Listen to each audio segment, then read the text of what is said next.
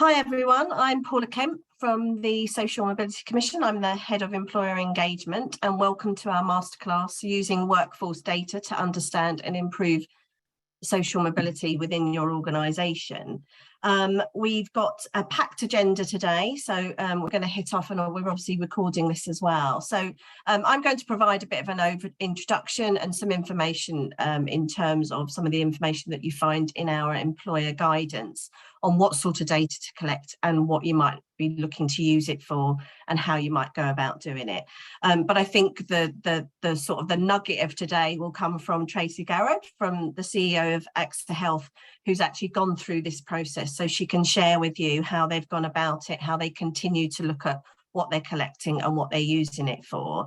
And then we will have time at the end for your questions. And then we'll also be able to share with you some next steps and resources that will be really useful for you to take back to your workplace.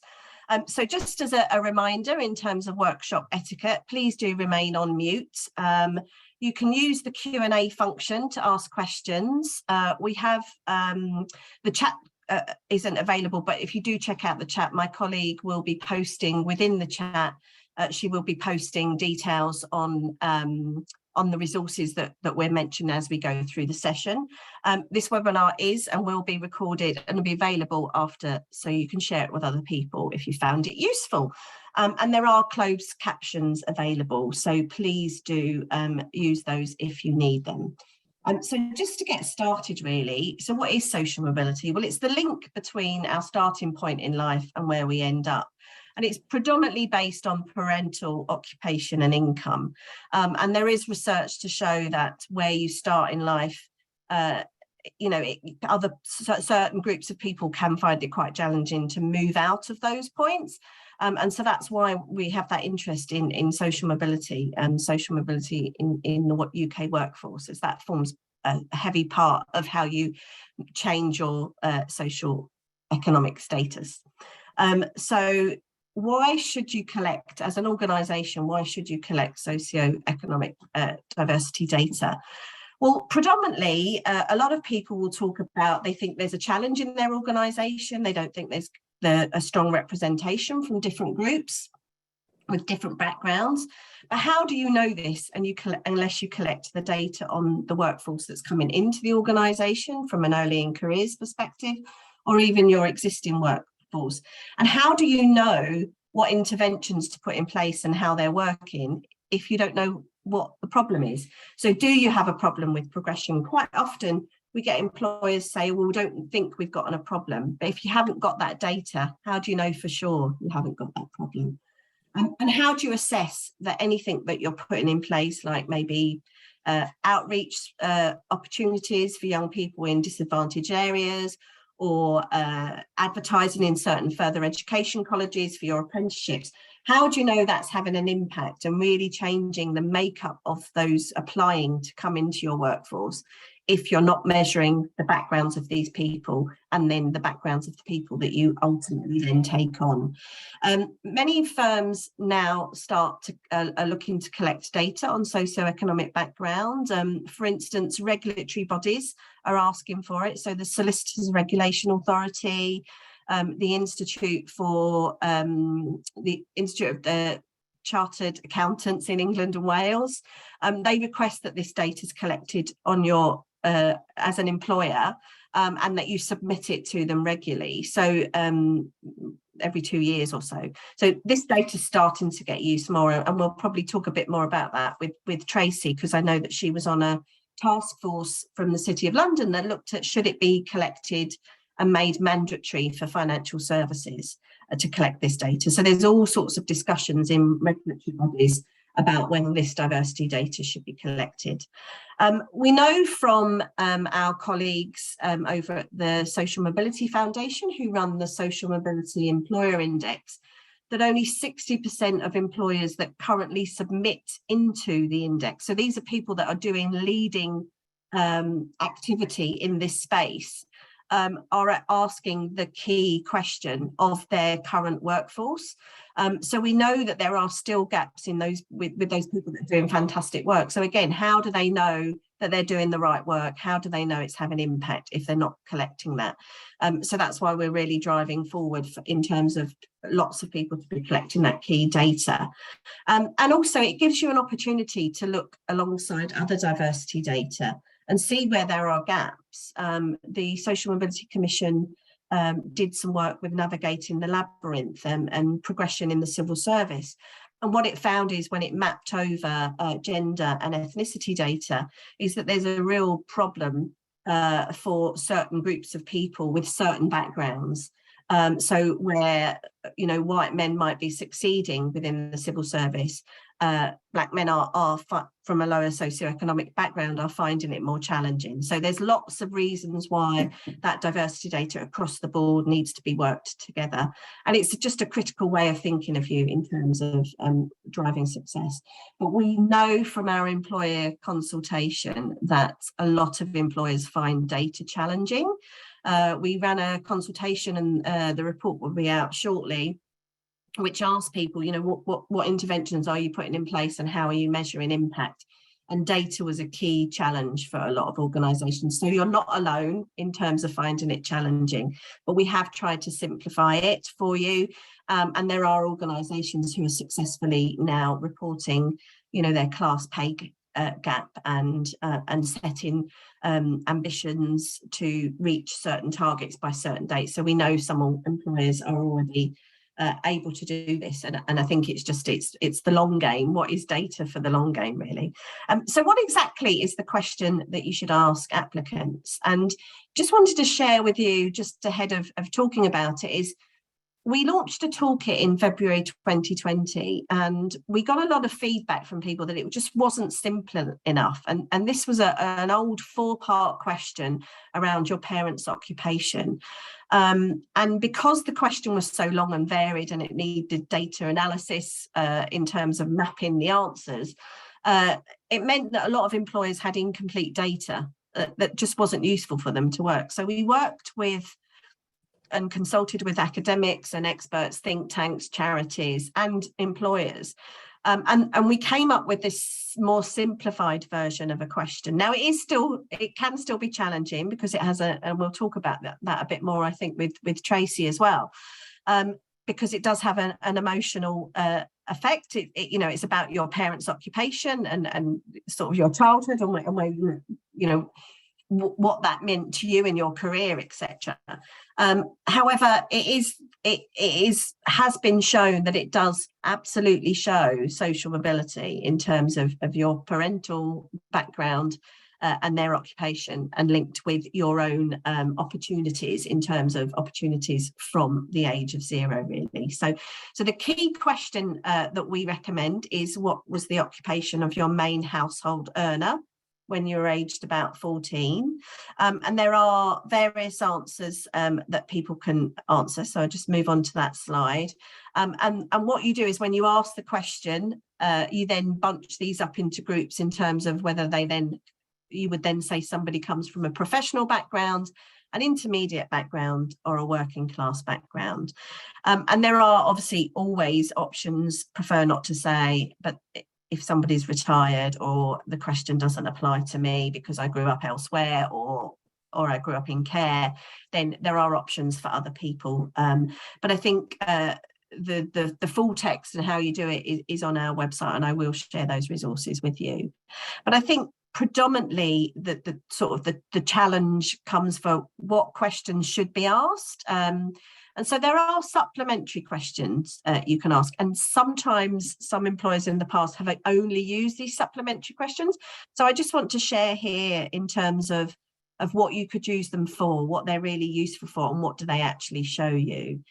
So the type of school that you attended between the age of 11 and 16. So that's that could be a state school, a selective state school like a faith school, or an ex-grammar school, or a grammar school, or a private institution as well.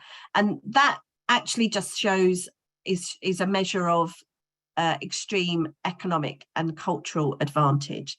So only just 7.5% of people attend independent schools, But as you will be aware, it's often in the press when there's a cabinet reshuffle. Lots of our leaders within government, but also within employment as well, a lot of those leaders, it's heavily skewed for people who have come from independent schools. And so there's an advantage for you having gone to those schools. The immediate advantage is things like smaller class sizes in terms of, access to your teacher and one-to-one kind of opportunities, but also the types of things that are on the curriculum, etc. We also, a lot of employers would ask questions about whether you're in receipt of free school meals. And this shows a measure of disadvantage. So around 15% of school students at the moment are on free school meals, and that generally shows that to use that would be better to use it in your outreach. So are you targeting schools and going into schools for outreach activities, into schools that have a high percentage of pupils from free school meals, because they are probably the harder to reach group of people or don't have the opportunity and the access as others might. And then the fourth question, and this is quite interesting because it came up last year in terms of some research that happened in terms of, did your parent achieve a degree? So more or less, are you first in family to go to university, which is often what a lot of people think. But actually 68% of current students who've just left graduates are first in family. So it's actually a majority figure rather than a minority figure. So where we suggest people use this question is for them to use it to think about if someone's applying through your graduate scheme, their parents wouldn't have had that same experience possibly as being on a graduate scheme or having gone to university. So you might want to put some more support in for those applications or for those types of people that are applying. So they can all be found in our resources.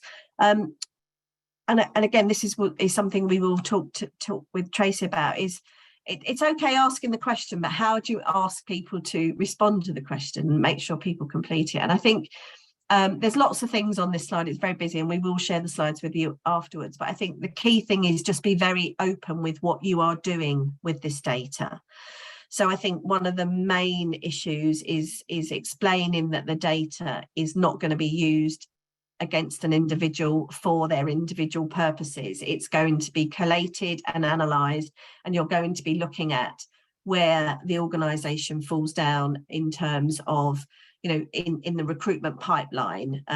Does it reach a point where it gets to, say, for instance, it's apprenticeship recruitment, it gets to application stage and you receive lots of applications from people from a lower socio-economic background, but when you get to the assessment stage, you notice that it's heavily skewed in the opposite way, and there aren't that many people coming through that part.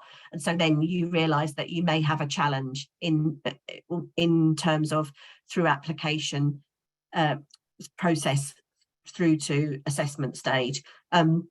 So therefore, what could you do about it? Could you run some focus groups, for instance, to find out why people got that far and where they were falling down? So it enables you to understand the position within your organisation, and it will never be used against an individual to make a hiring decision about them. I think one of the key things is to advise people that responses to surveys are prefer not to say option, but if you can push the survey out as ensuring people complete it, even if they do say prefer not to say, that also gives you some level of indication of how comfortable people feel about sharing this. And then consider words that you use around collecting this data.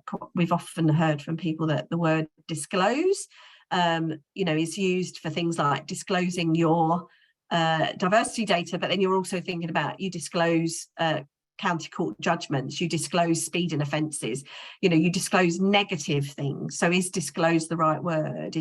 Should it be something like you're polling for this data rather than a survey? So have a think about that. And I think there's lots of ways that other people within your organisation can support you to get others to complete their data, and we will be exploring that with Tracy. And just be very clear about how you're storing this data, who has access to it, what, like I say, what people are doing with it. All of that is in our toolkit, so I will move on now.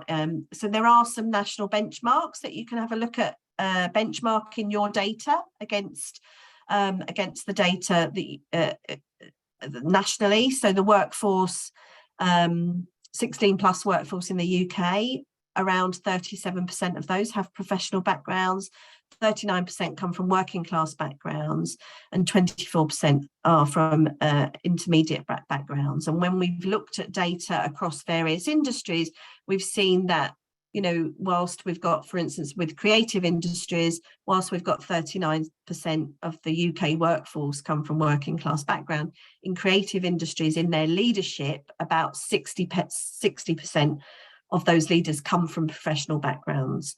So therefore, it's heavily skewed compared to the UK national average and benchmark. So I think have a look at some of those benchmarks that we make, and if you're looking at kind of understanding, once you've got your data, how you benchmark against the national picture, then we've got that information for you.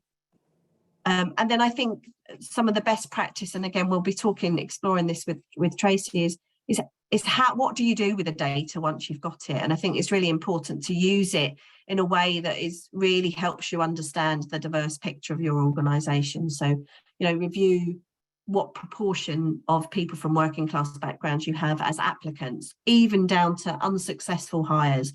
Is there a difference? And you can really then think about targeting your interventions.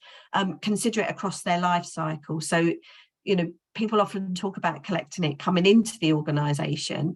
Well, what about if you're doing a redundancy programme? You know, think about looking at the data from the perspective of if you've got people coming into the organisation, but who's leaving the organisation, or even if it's not just from a redundancy programme, if it's just, you know, leavers, and it will show you something. And if you've got a highly skewed proportion of people from certain backgrounds leaving the organisation, it could be an indicator of they don't feel like they belong and the culture's not right for them. So you could do some staff surveys to understand, exit surveys to understand what's going on there. And I think really consider it across you know, all of the ways of recruitment. I do know it's more difficult. We know from our consultation that employers have said it's more difficult with experienced hires to collect this data, but consider working with if you're working with a recruitment agency, asking them, do they ask the question, what diversity data do they collect? And certainly send them in our direction if they don't currently collect socio-economic background data. And then in terms of leading best practice, publish your data, talk about getting the data from your supply chain, and ask clients you've got as well to measure it of their workforce. But I think we'll stop there, and I will invite Tracy in to come and speak to us a bit more in terms of what they've done. So as way of introduction, Tracy Garrad's joining us. She's CEO of AXA Healthcare, and she's been there since January 2019. Previously, she's worked at HSBC. She was the chief exec for First Direct and also in the Channel Islands, and she's also worked at Santander and Abbey in the past as well. She's a commissioner on the board of the Jersey Financial Services and a non-executive London Stock Exchange member as well.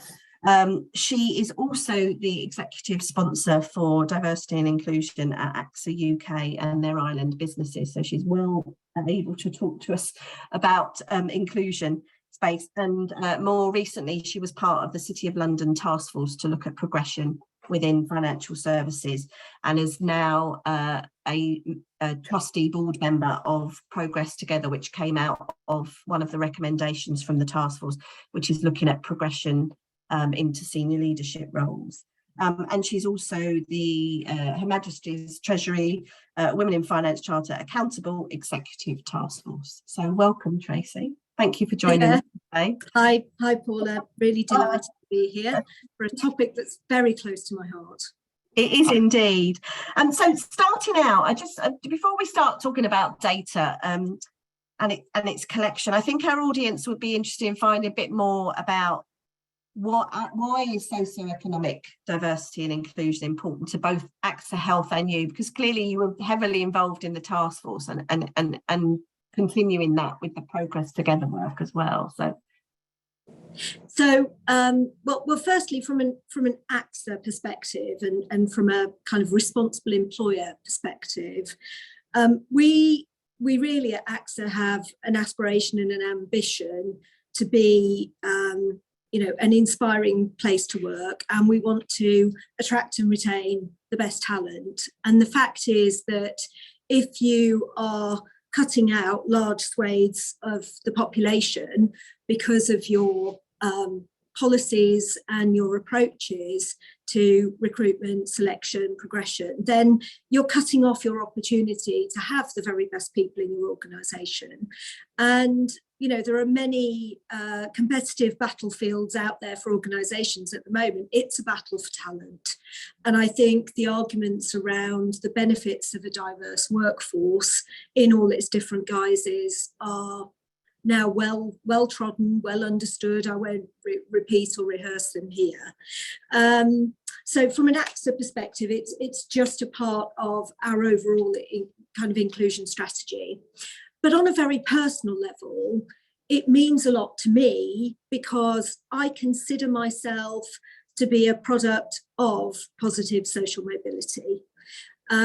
So I grew up in a three generation household when I was very small. Grandparents, my parents, us, on a council house estate in Blackpool in Lancashire. That estate is now and has been for many years one of the most economically deprived, and I can tick all those boxes that you just shared around parents on benefits at different times, the free school meals, neither in university education went to an at best average school. So I consider myself to be a product of positive social mobility because I had to drop out of school age 17 to look after younger siblings when my mother died. By that point, we were a one-parent family. And then, to cut a very long story short, at the age of 19, I found myself having to find a job with practically no qualifications, definitely no kind of life experience to speak of, and needing any work that was going to enable me to support myself. And I had the very great fortune to happen chance go to work for somebody who took an interest in me 3 weeks in and wanted to understand more about how I'd ended up where I was. And over many years through the various roles I've had support, people who've spotted a spark, spotted something in me, actually been willing to just set aside the fact that I didn't meet the typical criteria to be given opportunities, and took a punt really and took a bet on me. And so I feel very thankful for what it's been possible for me to achieve in my life, and I want to give something back. And that's why it's really important to me on a very individual level. That's brilliant. Thank you. And thank you for sharing that, because it's a very personal story to be sharing. But it's great to hear that. And it's great to hear that someone recognised that it was the skills and the potential that was within you, rather than what you had achieved previously in education because of the lack of support or unable to do that or whatever. So initially, more than skills even, it was a little bit of get up and go gumption and drive that was driven out of nothing more than I didn't have any other avenue, and also an endless curiosity. Yeah. So I think, yeah, skills is really important, but actually there's a lot to be said for just personal characteristics as well. Yeah, that's brilliant. Thank you. We've heard from you before, when I've spoken to you before, that you say that AXA Health are still on a journey in terms of collecting your data. But I know that it's clear that you've come a long way from our conversations previously. So it'd be great if you could share with us how you got started, what were your practical steps, and in particular, what practical first steps do you believe all organisations can take, regardless of their size or their resources or their sector? Yeah, so gosh, there's an awful lot in there. Where to start? We started to collect social mobility data, but as part of a broader data collection exercise back in March 2021. So I've been executive sponsor for 3 years for diversity and inclusion, and a year before March 2021, when we actually enacted the campaign, enabled the capability for people to share their data, we'd been working on it for almost a year by the time we actually launched the campaign. And you're absolutely right, you know, your preamble and your introductory comments, you simply cannot know if the interventions that you are taking and that you're spending money, resources and effort on doing are the right ones, unless you know your baseline, unless you know your starting point.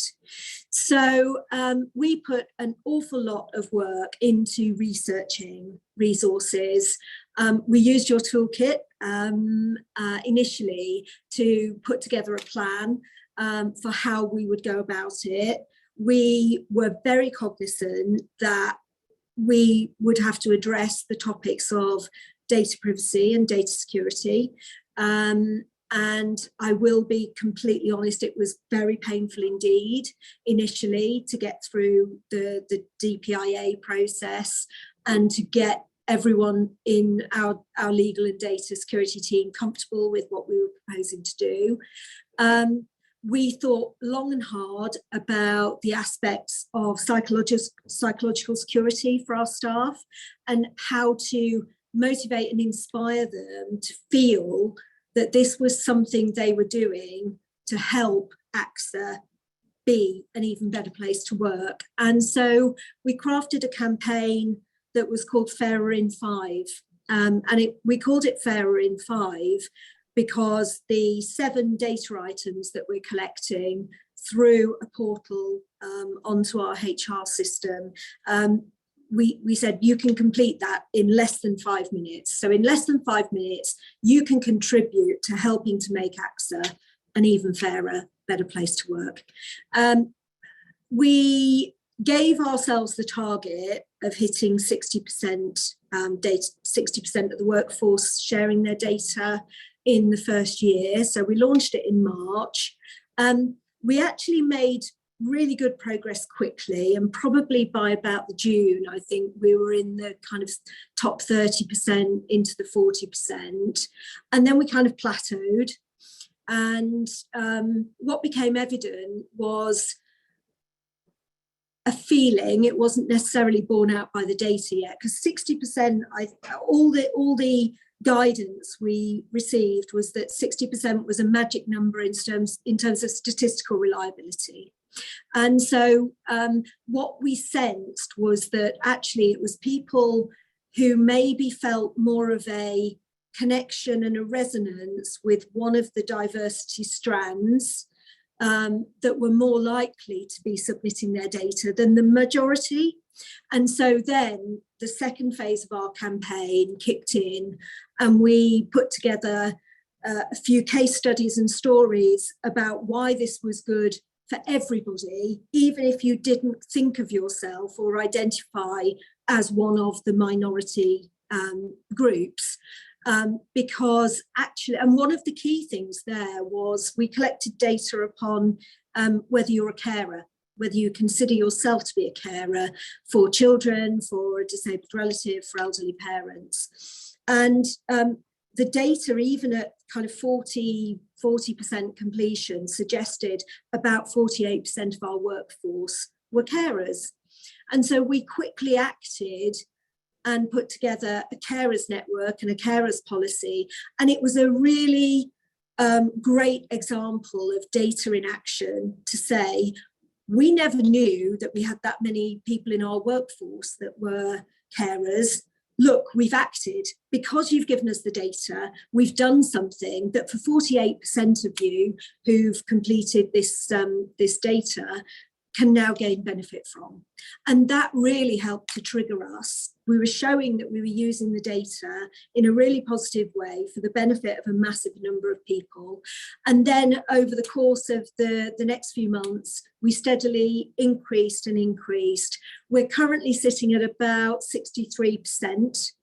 And that is, we're not 2 years on yet from when we actually started to do the data sharing exercise. We've set ourselves a goal now of getting to 70%. But it's, I know lots of organisations who've taken a lot longer than us. For me, is it fast enough? I'd love for us to be at the 70% now. But actually what it does mean is that we've exceeded the 60% and we can start to meaningfully use the data. And I'm sure you've got some questions about that in a minute. Yeah, no, definitely. I mean, I think that's really interesting in terms of the data in action showing. I think that's really, key to understanding. We unless you tell us, we know nothing about you. We know nothing about your personal lives. We only know about your working lives. So I think that's a really great example. I think, we're certainly keen to share best practice. I know you are as well. Are there any particular organisations on your journey that you've spoken to or learnt from that might also, be something that others on this call could kind of tap into? Well, that's the brilliant thing. There are actually lots of resources out there. So the Social Mobility Commission's own Let's Talk About Class resource and toolkit, I think, is brilliant. We also were really grateful for the support and the input of business in the community. They had really good and tailored guidance, actually, and an ability to kind of partner with us to look also at social mobility and how we would approach that in the context of our broader kind of inclusion strategy, because obviously they've also got expertise in race and ethnicity. So they had a great amount of resources. And I think we also, more latterly, the Bridge Partnership, who did that fantastic research, actually, which in financial services, and this was the thing that spurred me into action to join the task force, the City of London task force, was the data that Bridge Partnership published, which was that in financial services, around 9% of the population, the workforce, have gone to a fee-paying or independent school, yet 90% of the C-suite role holders in the companies surveyed had gone to a fee-paying school and were from a higher socio-economic background.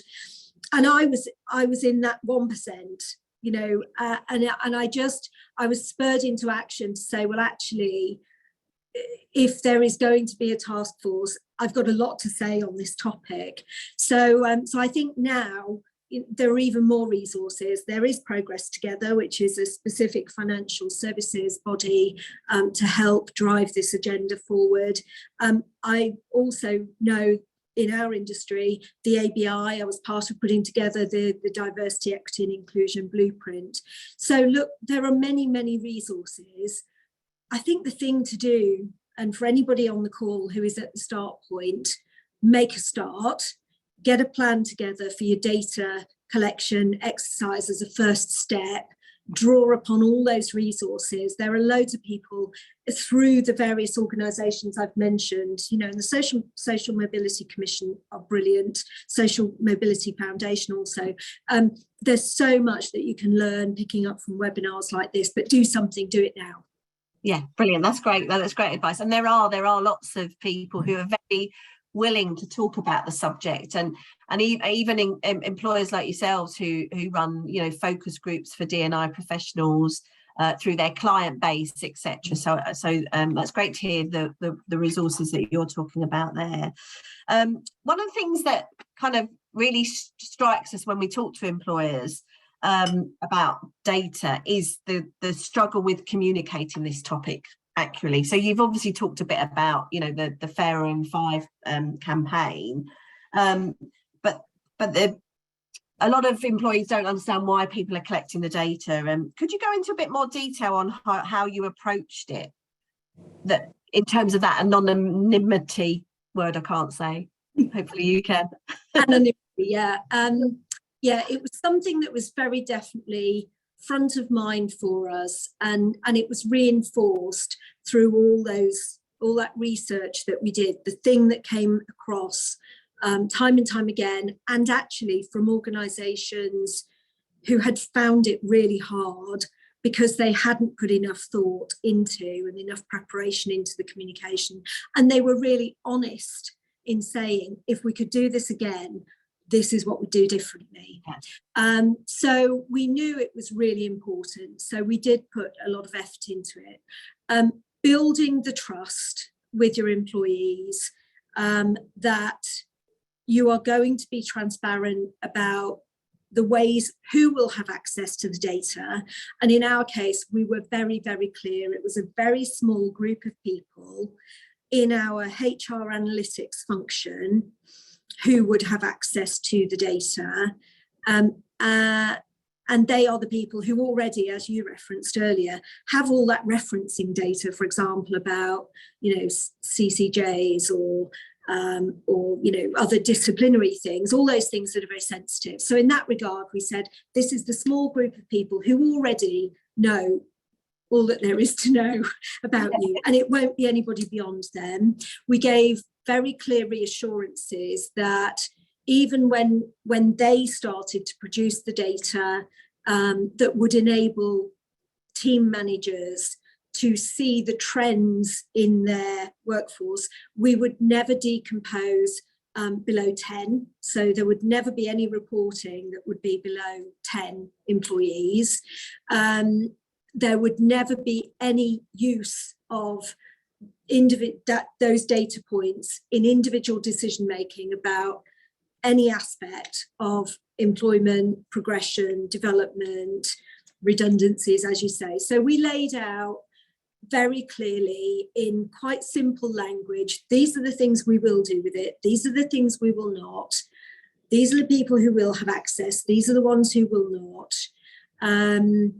And we ran, so we did that as a comms campaign with a lot of, you know, informational graphics, videos, case studies, webinars. We ran pop-ups at our major sites where I and other members of our D&I board would go and just kind of do a drop-in and say, you know, have you completed your Fairer in 5? If not, what can we tell you? What are the myths we can bust? How can we give you reassurance around this? And also, why is it good? Why should you bother? Why should you care? And, you know, we put a huge amount of effort in. Even with all that effort, as I say, 15 or 16 months later, we're not quite where I would like us to be, but we're sufficiently far ahead and have made enough traction that we've got data that we can now analyse, exactly as you say, for the whole life cycle, from applicant through to progression or even leavers. So we also mobilised a social mobility allies group. Yeah. So we created a Yammer community, and we basically said, look, disclosing your data, sharing your data is one thing, and we're asking you to do that.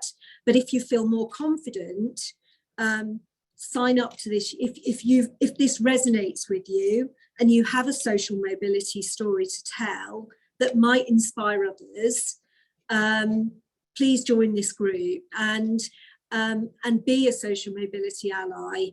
Show that at all levels of the organisation we have people from all different walks of life, and that, you know, just by looking at somebody or considering how they speak now. And I'm a classic case. You know, at 11 years old, I had the broadest Lancashire accent you could ever imagine. And I haven't consciously chosen to change it, but I've been around, you know, different accents for a very long time, and it has changed. So actually having role models, having allies who, you know, can have the conversations at all levels of the organisation has been really important too. Yeah, brilliant. No, that's great. And I think you hit on a bit in terms of what you do with the data, saying you do it across the life cycle. What more would you like? You sort of talked a bit about what you do. So you look at, you analyse recruitment, etc. But what more would you like to be able to do with it? Is there anything else you'd like to? Well, actually, have you shared everything you do with it? No. And if you please do. Yeah, I mean, then what more would you like to do with it? Yeah, we're in our infancy, I would say. So we kind of laid out, as part of our DPIA, actually, data protection impact assessment, we had to lay out the kinds of analysis that we would want to do, the kinds of questions that we would want to ask ourselves. And of course, you know, you start out with thought about that, but when you do start to see some of the trend data, it makes you ask some more questions still. So it's an evolution. But what are we doing at the moment? We are really definitely looking to set some representation targets and some benchmarks now. We didn't want to set ourselves a target until we knew our baseline, because there's nothing worse, is there, than setting something that's completely unrealistic. So we're starting to do that. That, I think, has an awful lot of vagaries and nuances. So somebody might say, well, there's ONS data, there's the Office of National Statistics data, there's national population data.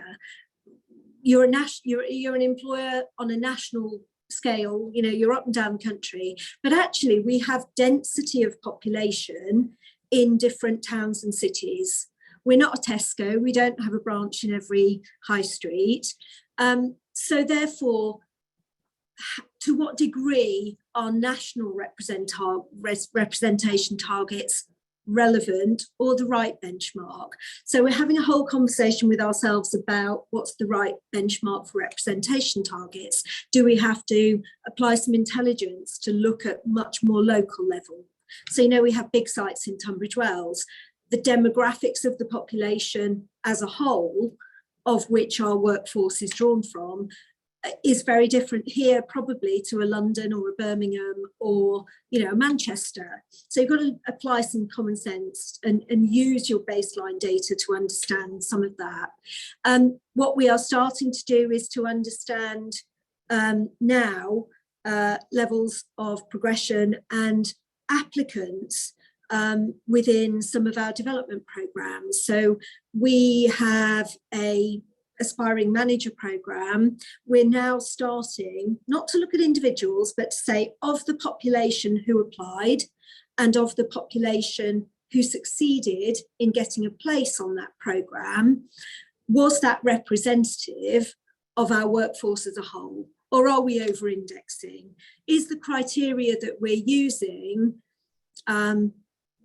recognising the differences in our organisation and giving opportunities to all? So is our development really inclusive? We're starting to look at engagement and satisfaction data and to say for the different characteristics within our D&I data sharing, are there marked differences that are not easily explained or justified across the different diversity characteristics in the degree to which somebody feels included, feels like they have the best opportunity, would recommend our organisation as a great place to work. So it's almost endless, but the granularity now to be able to say at a site level or within a function, as in a vertical, or within tenure, And, you know, we're starting to move now to analysing whether or not our recruitment and attraction strategies are creating a diverse enough population in our candidate pool for our inclusion aspirations, and then to analyse at every point in that selection and appointment funnel whether or not we are keeping that diversity mix and ending up with a diverse range of appointments. So I hope you can see from that, it's not, the data is not influencing our decision making about those things, but it's influencing our policies, it's influencing our criteria for recruitment, selection, progression, development, performance management, all with the objective of making them more inclusive and fairer. Yeah, that's amazing. It sounds brilliant in terms of, and it's great to hear that you've got so much going on, but you're still thinking about what else. I'm conscious of time, so I'm going to drop into a few questions in the Q&A, and I have got some more for you as well. But someone has asked, what recommendations do you have for creating engagement with senior leadership on using socio-economic data to inform related initiatives and strategy? For context, we collect data in line with the SMC's toolkit, but have encountered barriers to using this data to inform our processes and strategies. So as someone who sits on that C-suite, who hears, you know, supposing you weren't so impassioned by this subject, what would the recommendations that you would give these people?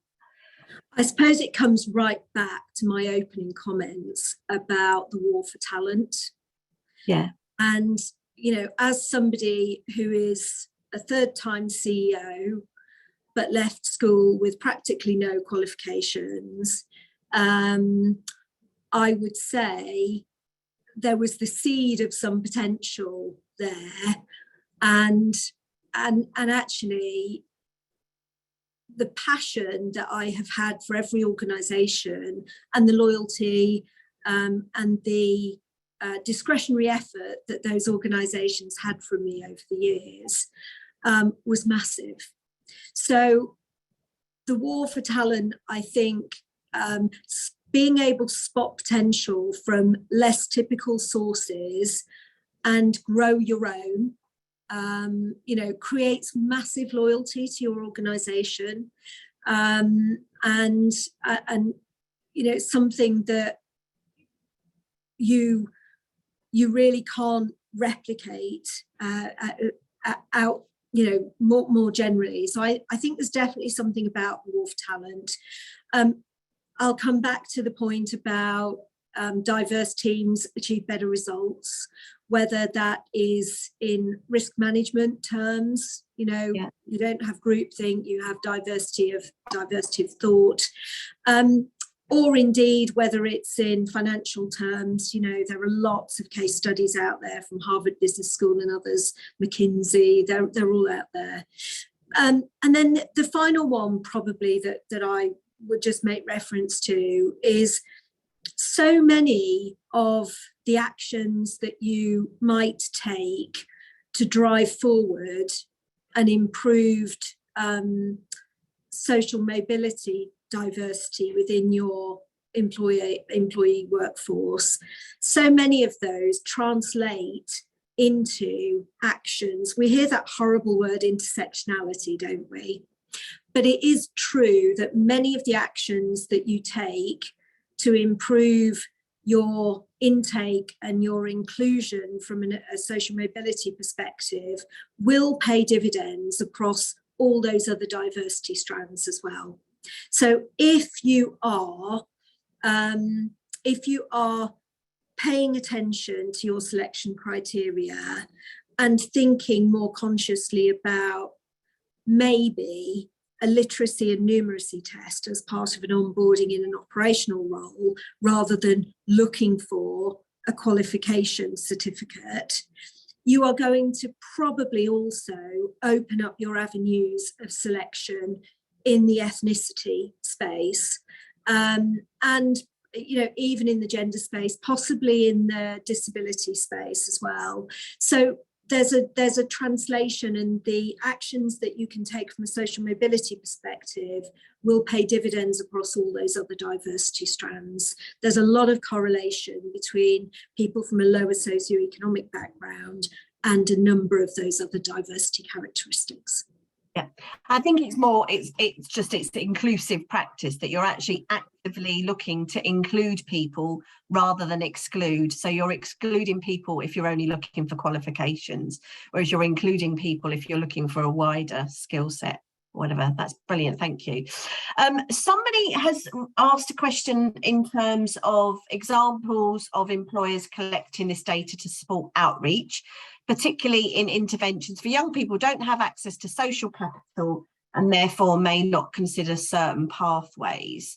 Are there any outreach programs that you have at AXA or wider AXA as well? And how are you kind of interlacing that into your social mobility agenda as well? Yeah, so we flipped, can't remember exactly how many years ago, 5 maybe, we flipped our efforts away from a graduate programme towards apprenticeships. And we doubled, I think, in the last year, the number of apprenticeships that we're offering, recognising that we have great entry-level opportunities into our organisation, where actually personal characteristics with a base level of capability on numeracy and literacy can give you an entry-level role. And then we do have fantastic personal and career development programs once you're in to grow your technical knowledge. So, you know, if you have the aptitude to go down an actuarial skills route or a finance studies route, if you show that potential within our organisation, we absolutely will support with part-time study towards, you know, recognised accreditations. So we absolutely have activated an outreach and apprenticeship programme. We also this year did a new type of work experience programme for current school attendees in that kind of GCSE age band. Historically, we had only ever offered that in person, and with the move to hybrid, we decided that we would give it a go virtually.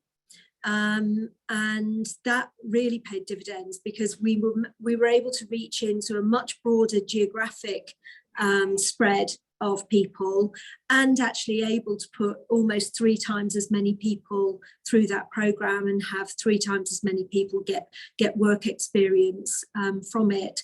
So yeah, we are pretty active. We don't actually have, our data now shows us we don't have a problem in terms of social mobility representation in our early intake, in our new starters. It's pretty good. We've got the problem that actually many organisations and definitely in financial services have, which is demonstrating that progression of those people once they're in the organisation. So we're redoubling our efforts in our inclusive development area of our strategy to make sure that once we've attracted them in, we absolutely equally get those opportunities to them for further development. That's brilliant, thank you. I think we've got one last question, and I'll ask it actually from one that we had, and you have talked a bit about things, so you've obviously just mentioned the intake or whatever. So just wondering, you're doing loads in the space, so is there anything else in particular in your future plans that you've not yet mentioned that you think others on the call would love to hear, in terms of, doesn't have to be about data, could be about any of the other brilliant activities that it sounds like you're doing in AXA Health? Oh, well, I mean, keeping the momentum is really important. And what we are focused upon now is ensuring the development of those people who come through our front door, and that spans all the diversity strands really. We do truly believe in inclusion, and that you get the best from people when they feel that they can be themselves. And people will feel that they can be themselves when they can be honest about their background, when they know that it's not going to be something that is held against them or hold them back. So I think just continuing to push that agenda of inclusion generally. I think we can still do more to role model people, to show role models and case studies. It's really interesting, despite what I think is I feel like my face is everywhere, and I'm always talking about this topic. I met with a group of new starters in our business just before Christmas, and they still said, gosh, I had no idea that with the role that you have now, that was your background and where you started. So I think, that old adage about you can't over communicate, it is probably the one that I would hold with, that you have to just keep retelling and keep telling, because even if each time you only catch 2 or 3 more people, that's 2 or 3 more people where you've busted those myths.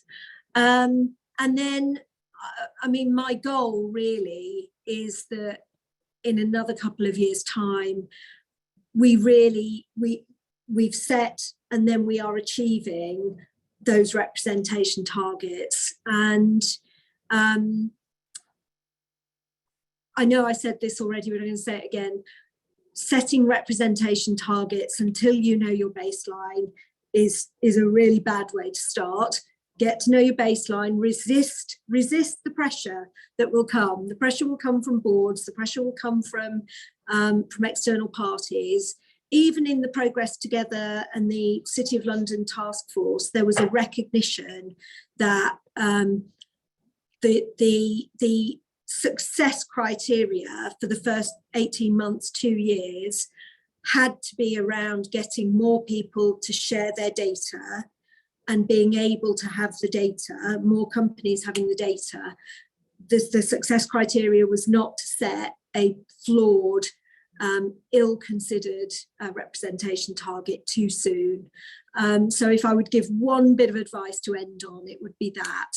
Focus upon gaining the buy-in of your people, gaining the buy-in of your leadership, to really ensure that you do your baselining and you set sensible, reasonable targets. Because if you set unrealistic targets, it will drive the wrong behaviours, and you won't take the actions to drive the right outcomes. You'll take the actions that are going to try and drive just the number, and that's not really good for anybody. No, that's brilliant. That's great advice. Thank you, Tracy. And thank you for all your time today and for all you're doing in the social mobility space. It was great having you on and hearing about AXA Health and your own personal journey. So thank you for sharing today as well. And thanks to everyone who's joined as well. I'm just going to quickly share my screen and talk about some of the other resources that we have that will be available for you. So we have a couple of more events that might be of interest to you. So next Wednesday, if you work in government, I know we often have quite a few government colleagues who join us. There's an event with the Institute for Government on data bites, and it's about data within government. So it's what data does government collect that can help us understand social mobility and improving that collection across government. So it's not about workforce data, it's not for employers, but I know there are some colleagues who would be on the call here. And then we've also got an apprenticeship masterclass. Tracy shared with us their experience of running an apprenticeship programme and how it's improved their diversity in their early in careers. So please do join us on Thursday, the 9th of February for that. And we've also got a number of our resources, but we will share these with you afterwards. And Tracy mentioned that she used the toolkits that we've got, and also our Let's Talk About Class in the Workplace resource. So please do have a look at those. But just remains for me to say thank you very much to Tracy once again for joining us and taking the time to speak to us about it and share experience. Thank you all for all of your questions. If there's any unanswered questions, we will take a look at those and get back to you online if you've not put them in anonymously. So thanks a lot.